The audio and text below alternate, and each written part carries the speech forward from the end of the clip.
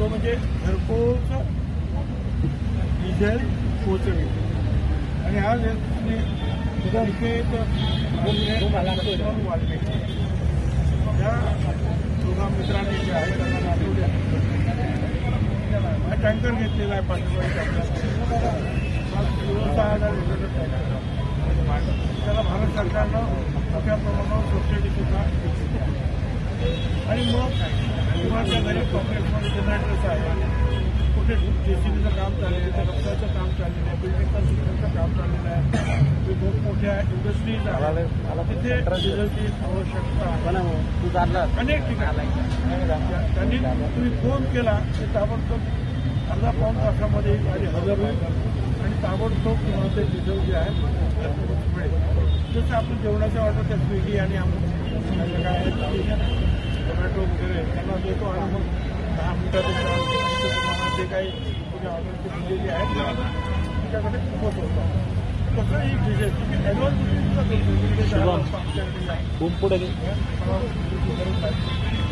अशा अनेक ठिकाणी जे आहे तुम्हाला पेट्रोल पंपवर जाण्याची गरज नाही लाईन लावायची गरज नाही आणि अगोदर तुम्ही फक्त फोन केला मेसेज टाकला की मला असं वाटतं की तुम्हाला ताबडतोब त्या वेळेला की अगदी होईल त्याच्यासाठी जे आहे आता नंतर जो टेलिफोन नंबर वगैरे जे आहे सांगितलं आणि त्याचबरोबर जे आहे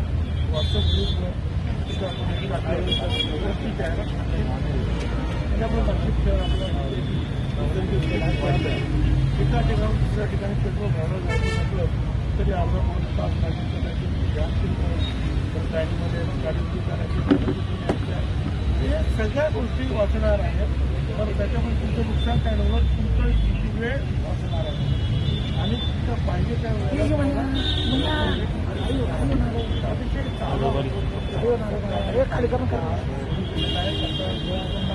फायदा जो आहे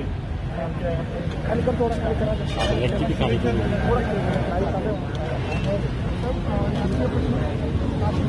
अजून गोष्टी पदाच्या बाबत आधी निर्णय झाला पालकमंत्री पदावर हे असं वक्तव्य कमी मंत्रिमंडळात नाही मंत्री नाही त्याच्यामुळे काय चाललेलं आहे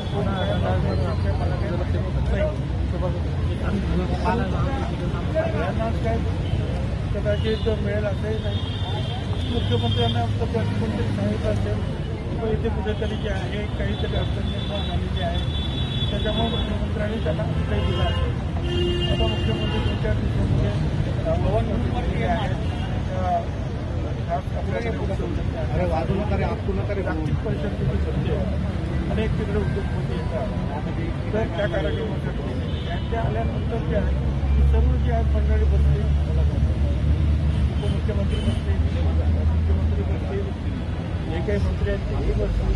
त्याच्यात नाशिकचं पालकमंत्री जास्त आणि जास्त आमदार हे राष्ट्रवादीचे आहे जिल्ह्यामध्ये अशा प्रकारची मागणी तुमच्या पक्षाच्या काही आमदारांनी केली तुमची मागणी काय असते मला काय माहिती नाही पुढे अशी मागणी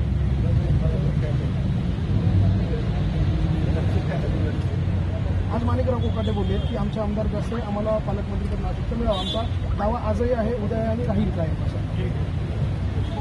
धनंजय मुंडे शिबिरामध्ये असं म्हणाले पहाडीचा शपथविधी ज्या वेळेला झाला होता त्यावेळेला अजितदादांच्या पायावर डोकं ठेवून की दादा आपण जायला नको पुढे मोठा धोका आहे त्यावेळेला ते तिथे उपस्थित होते एकूणच नंतरच्या काळामध्ये अनेक घडामोडी घडल्या सरकार पडलं नव्यानं सरकार आलं असं असताना धनंजय मुंडेंनी शिबिरात जो दावा केला त्यामुळे वेगवेगळ्या चर्चा सुरू झालेल्या आहेत काय वाटतं आपल्याला अशा स्वरूपाचा काही धोका होता का धनंजय मुंडे जे आहेत त्यांचं भाषण झालं त्यावेळेला मी नव्हतो परंतु आपल्या माध्यमातून थोडंसं ते ऐकलं त्याच्यामुळे त्यांनी सांगितलं की एक षडयंत्र होतं षडयंत्र होतं तर हे कोणी रचलं ते षडयंत्र एक तर जे उद्धव ठाकरे ते षडयंत्र रचू शकत नाही कुणी रचलं कोण काँग्रेस मग जे काही राष्ट्रवादीतील लोकांनी रचलं बीजेपीच्या लोकांनी षडयंत्र रचलं काहीच माहिती नाही मला एवढं मात्र आठवतं की त्यावेळेला मिटिंग सुरू होत्या आणि काँग्रेस, उद्धव ठाकरे आणि पवार साहेब आणि याच्यामध्ये गर्गे जे आहे काँग्रेसचे त्यांचे आणि पवार साहेबांचा काहीतरी थोडासा वाद झाला आणि पवार साहेब आणि त्याच्यानंतर काय प्रमुख मंडळीची मिटिंग जी आहे चालण्यात होतं आमच्या राष्ट्रवादीच्या. त्या 7:15 वाजता एका ठिकाणी मिटिंग बोलवली, परंतु त्या मिटिंगला अजितदादांचा हजर नव्हतं. दुसऱ्या दिवशी जे आहे जेव्हा टीव्ही लावले 8-9 वाजता तेव्हा लक्षात आलं की अजितदादांचा शपथ मी ताबडतोब पवार साहेबांकडे गेलो होतो. पवार साहेबांनी तोपर्यंत उद्धव ठाकरेंना पण फोन केला होता आणि सांगितलं की आपण मजबूतीने उभं राहिलं पाहिजे आणि हा प्रयत्न जो काही झालेला आहे ते होणार नाही की आपण काळजी घेण्यासाठी कामाला लागूया. मी त्यानंतर आम्ही सगळे गेलो. आता आम्हाला काही कल्पना नव्हती असं काय अगोदर कोणतं ठरलं नाही ठरलं काय झालं तर हे सगळं झालं आणि त्यामुळे मग आम्ही सुद्धा जे आहे ते गेलेले इकडे तिकडे गेलेले आमदार किंवा न गेलेले आमदार सुरुवात केली हे मला माहिती आहे. त्यानुसार मग पुढे जे आहे ते प्रत्यक्ष अजितदादांच्या घरी गेलो की तुम्ही असं करू नका. परंतु मग दुसऱ्या दिवशी जे आहे कोर्टाचा निकाल आला. त्या निकालाच्या नंतर सुद्धा आम्ही त्यांना सांगितलं की आता एक फार कठीण झालेले वाटचाल तुम्ही जे आहे त्या निकालाच्या नंतर सुद्धा आम्ही त्यांना सांगितलं की आता एक फार कठीण झालेले वाटचाल तुम्ही जे आहे नाही ना पवार साहेबांनी परत या आणि मग त्यानुसार मग आमची जी राष्ट्रवादी काँग्रेसची मिटिंग झाली त्याच्यामध्ये सर्व आमदार त्यावेळेला मीच ठराव मांडला की अजितदादा ठीक आहे आपले असतील त्यांना परत आपल्या पक्षामध्ये आणि त्याच्यानंतर मग अजितदादा त्यांना आणि सगळ्यांनी त्यांचं स्वागत केलं. आणि एवढंच नाही तर उपमुख्यमंत्री कुणाला करायचं यावेळेला सुद्धा जे आहे ते सांगितलं अजितदादांना उपमुख्यमंत्री करावे हे सुद्धा मी सांगितलं. तर त्याच्यामुळे काही लोक त्यांना वाटत होते की अजितदादा नाही आता आपण त्यांना थोडंसं वाईट वाटलं. माझ्यामध्ये थोडंसं राग सुद्धा त्यांना आला